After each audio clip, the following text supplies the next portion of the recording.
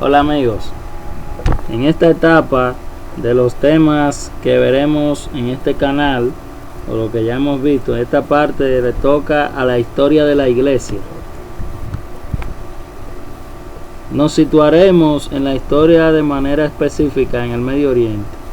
La idea no es establecer de manera arbitraria cómo fueron las cosas, sino según las informaciones disponibles vamos a hacer un resumen de los puntos más relevantes que vamos a tomar en cuenta en base a la religión y la influencia. En esta etapa también veremos conceptos e ideas desarrolladas en los temas anteriores. Es por esto que simplemente los voy a mencionar como referencia, no es que lo voy a declarar, no es que lo voy a explicar otra vez. Ustedes tienen que ir a los videos anteriores para conocer esto. Entonces les recomendamos seguir visitando esta página, en la cual encontrarán materiales totalmente bíblicos e históricos, sin manipulación o ideas personales. Usted decide lo que quiere creer o no. Las informaciones están ahí, aunque usted no esté de acuerdo con ciertas cosas que decimos aquí. No estamos para escudar a nadie. Aquí solo decimos la verdad. Entonces, aquí vamos a ver la frase de esta enseñanza, la cual esta va a ser la primera parte, que va a abarcar del 537 al nacimiento de Yahshua. Nosotros vamos a partir desde aquí con varias partes. Entonces la frase que queremos citar en este momento es: quien no conoce la historia está condenado a repetirla. Vamos a ir al concepto base, al texto base de nuestra enseñanza, y quiero que pensemos en la frase. Hay cosas que pasaron anteriormente y están pasando hoy porque no se le ha puesto atención o no se ha estudiado las cosas que pasaron anteriormente. Y para superar esos errores tenemos que conocerlos. Vamos a ir a la escritura básica, que se encuentra en el libro de Daniel 7, del 1 al 3 y del 15 al 18. Dice así en el nombre de Yahshua: en el primer año de Belsasar, rey de Babilonia, tuvo Daniel un sueño y visiones de su cabeza mientras estaba en su cama. Luego escribió el sueño y relató lo principal del asunto, diciendo: miraba yo en mi visión de la noche, y he aquí que los 4 vientos del cielo combatían en el gran mar, y 4 bestias grandes, diferentes la una de la otra, subían del mar.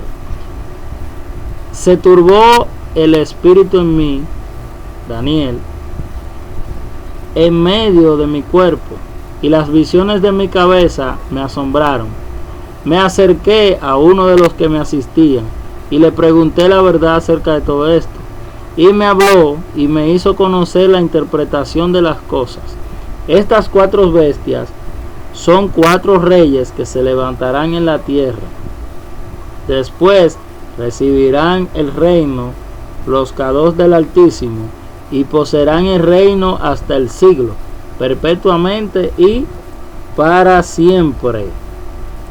Bien, entonces, según vamos a ver acá que el pueblo hebreo sale aproximadamente en el 537 antes de nuestra era a su tierra natal, como hoy se conoce Israel.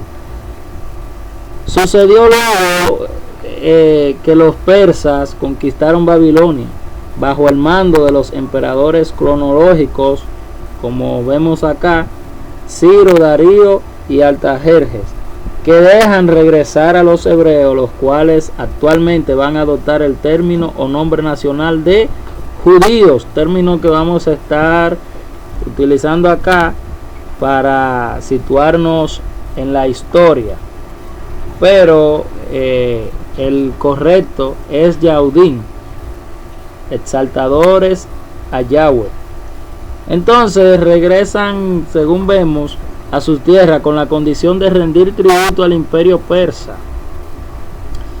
Y éste les dejará libre ya en la forma de sus cultos y también en su cultura. Para ampliar más esta historia, si le interesa, usted puede ir a la escritura en el libro de Esdras 1, del 2 en adelante, del 1 en adelante, 6 del 11 en adelante y 7 del 21 en adelante. Entonces, según vemos, la escritura dice en Esdras 6:14: y los ancianos de los Yaudín edificaban y prosperaban conforme a la profecía del profeta Ageo y de Zacarías, hijo de Idodo. Edificaron pues y terminaron por orden de Yahweh Elohim de Israel y por mandato de Ciro, de Darío y de Artajerjes, rey de Persia. Eso está en Esdras 6:14, que habla confirmando que los 3 reyes que dieron el visto bueno para la libertad fueron estos 3.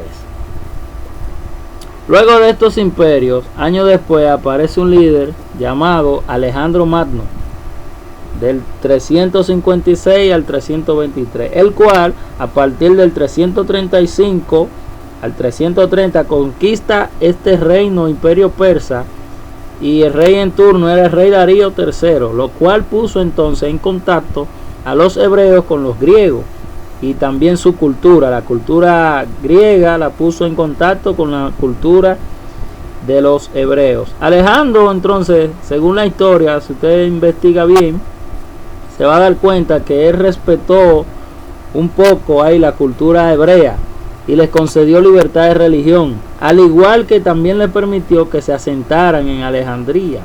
Y posteriormente, cuando los samaritanos se rebelaron, él incorporó una parte de ellos al territorio hoy conocido como Judea. Esto fue a partir del 331 antes de nuestra era. Alejandro murió en el 323, es decir, a los 32 años. Y antes de morir no dejó heredero, por lo cual el imperio se repartió entre sus 4 generales sobresalientes: Casandro, Ptolomeo, Lisímaco, Seleuco. Este tema ya lo hemos visto anteriormente, cuáles eran los 4 diádocos o los 4 líderes que se repartieron el imperio de Alejandro Magno. Entonces, existió entre ellos, entre estos nuevos líderes, una división. 2 de estos imperios, en los cuales nos vamos a centrar un poquito más ahora, estos imperios griegos contemporáneos que emergieron entonces en el Medio Oriente después de la muerte de Alejandro, fueron los Ptolomeos en Egipto y los Seleucidas en Siria.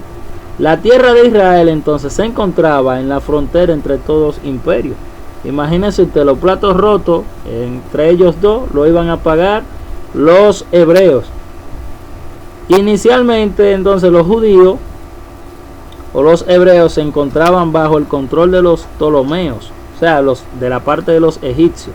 Pero luego de la batalla de Panias en el 198, Israel pasó a estar bajo el dominio de los Seleucidas, o sea, de los sirios, con el rey Antíoco. Pero ¿cómo llegó Egipto a someter a los hebreos y luego los Seleucidas? Vamos a seguir viendo entonces la historia, que en el 320 antes de nuestra era, el faraón Ptolomeo I, Sóter, peleó para someter a los judíos, aunque en esta batalla encontró una fuerte resistencia de parte de ellos hacia él. Y este personaje, Ptolomeo I, estratégicamente tomó la ciudad, o la ciudad de Jerusalén, el día sagrado en Shabbat. Ellos se rehusaron a pelear en esta fecha y él los llevó cautivo a Egipto. Años después, en el 300 antes de nuestra era también, el rey Seleuco I los trajo de regreso a Antioquía y les dio el mismo derecho que los griegos. Y esta es una de las principales razones por las que los judíos se extendieron también por la parte de Asia Menor. Bajo el gobierno de Ptolomeo Filadelfo II, se les permitió a los judíos, como se conocen hoy, a los que vivían en Alejandría formar un Sanedrín con 72 ancianos. Y estos son los que tradujeron el ejemplar de la Torá. ¿Recuerdan el tema que hablamos? La tradujeron del hebreo al griego. Y esta se llamó la Septuaginta. ¿Con qué propósito? Bueno, con el propósito de llevarla a la gran biblioteca de Alejandría. Por su parte, entonces, los Ptolomeos le impusieron también un impuesto anual a los hebreos, a los judíos, y estos debían pagarlos anualmente, lo cual le iba a abrir la puerta para ellos estar tranquilos, protegidos, y podían celebrar su liturgia religiosa. El ministro del templo, o Cohen Gadol, que gobernaba en ese momento el templo, se llamaba Simón el Justo, que gobernó desde el 310 al 291 antes de nuestra era. Otro emperador que surge en el 168 es llamado Antíoco Epífanes IV, que también nosotros lo hemos visto en temas anteriores. Un demonio en la carne, un demonio encarnado, el cual somete a este pueblo hebreo y detiene los servicios en el templo cuando tomó a Jerusalén, la sometió, prohibió el judaísmo e intentó establecer el culto a los dioses griegos. También intentó aplicar una helenización violenta y radicar a Jerusalén o a Jerusalén. Entonces, en el 169 tomó la ciudad K2 o a Jerusalén y saqueó el templo. Y poco después, en el 168, prohibió las prácticas religiosas judías y levantó un altar a Zeus en el recinto del templo. Y según cuenta la historia, que un día se dirigen al altar en el templo los sacerdotes de Zeus y sacrifican 70 cerdos en el templo de Yahweh, el Elohim de los hebreos. A esto se le llamó entonces, según la historia, la abominación desoladora. ¿Recuerdan en el libro de Mateo cuando Yahshua dijo la abominación desoladora? Esto fue lo que se llamó.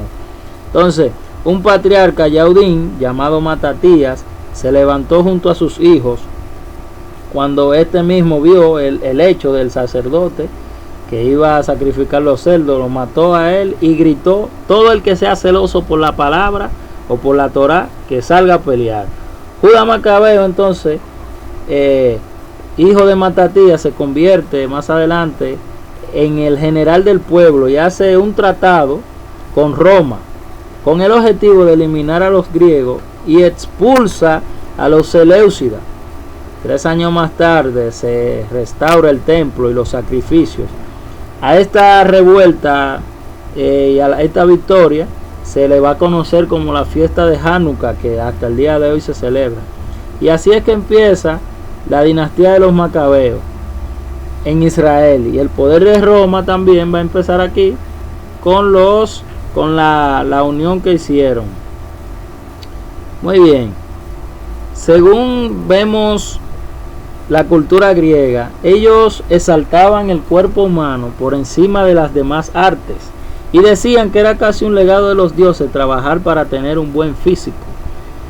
Para ello fue que se crearon entonces los gimnasios, cosa que existe hasta el día de hoy, y que es una palabra griega que significa desnudo, y por consiguiente usted tenía que entrar desnudo al gimnasio.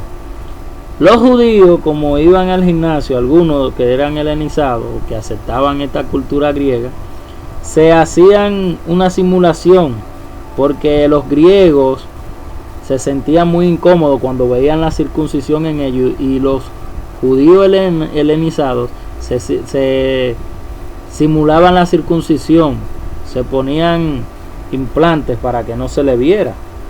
Por este caso, los judíos paganizados y también los que querían protección del imperio e incluso congraciarse con ellos, simulaban este caso de la circuncisión. En estas épocas había dos grandes familias en Israel: la dinastía de los Betobías, y que los Betobías estaban de acuerdo con los griegos.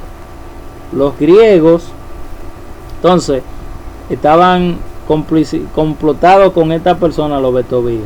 También la dinastía de los Onías, los que servían en el templo principalmente, estaban en contra de la helenización. El judío interno entonces empezó a dividir, unos en contra del judaísmo y otros a favor, quedando un grupo en medio. Recuerden que estamos utilizando la palabra judío para como base histórica, como se le ha llamado, como se le impuso.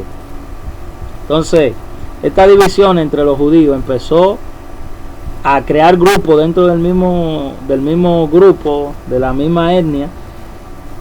El mundo judío que conquistó el imperio griego entonces fue dividido en 37 comunidades. Por ejemplo, los helenos, o helenistas, que eran judíos que creían que la filosofía griega, escuche bien, la filosofía griega y el judaísmo podían llegar a unirse y compartir los pensamientos de las divinidades, o sea, un sincretismo. Estos creyentes helenizados o griegos judíos y con ideas similares son los que van a introducir más adelante a la religión cristiana, una religión sincretista que adopta las costumbres de los pueblos y las sinagogas, los mezcla los dos y va a surgir la iglesia cristiana. Entonces, la guerra civil en el 168 al 163 y el posterior triunfo de los macabeos sobre los griegos, los helenos ahora, o sincretistas como ya vimos, no son bien vistos en Israel. Esto marcó una separación más grande aún entre los ortodoxos y los paganos. Surgen los fariseos, que su nombre traduce los separados, o sea, separados de estos grupos. Eso es lo que significa. Entre los fariseos se dividen 7 escuelas y ya habían 24 comunidades antes de llegar Yahshua. Por eso él dice en la escritura: todo el que vino antes de mí es ladrón y salteador, porque ya habían 24 comunidades y todas reclamaban un Mesías. Entre ellas tenemos los principales movimientos: celotes, esenios, saduceos, baitiseos, fariseos, rabinos, entre otros. Entonces, los aristócratas principales del templo era este grupo de los saduceos, que era conocido también como seduquín, que eran los llamados unidos al templo. La monarquía o el poder estatal propiamente dicho en Israel, como ya vemos, no se restauró inmediatamente desde que vinieron del cautiverio en Babilonia, porque siempre eran supervisados por los sirios, y en tiempo de Esdras se estableció un congreso de 120 supervisores, en los cuales se encontraba Zorobabel, Esdras, Nehemías, Malaquías, entre otros. Y más tarde se estableció un gobierno de jueces que supervisaban al pueblo, y eran sustituidos de 2 en 2 cada cierto tiempo, ¿verdad? Cuando faltaba uno o moría, se sustituía. Ya para el tiempo de Yahshua habían 2, que eran Hillel y Shammai. Estos 2 van a ser de mucha influencia en el pueblo hebreo. Entonces, en tiempo de Yahshua, los romanos estaban limitando la supuesta libertad de los hebreos, y Roma tenía guarniciones en Judea para mantener lo que hoy se conoce como la Pax Romana. Entonces, esta es la primera parte de nuestro tema, la historia de la iglesia del 537 a la actualidad. En este momento estuvimos hablando desde la salida de Babilonia hasta que aparece el momento del nacimiento, o aparece en escena Yahshua. Como ya hemos visto en temas anteriores, algunos conceptos de este no vamos a abarcar mucho. Estamos tomando los puntos relevantes de la historia. Shalom, shalom.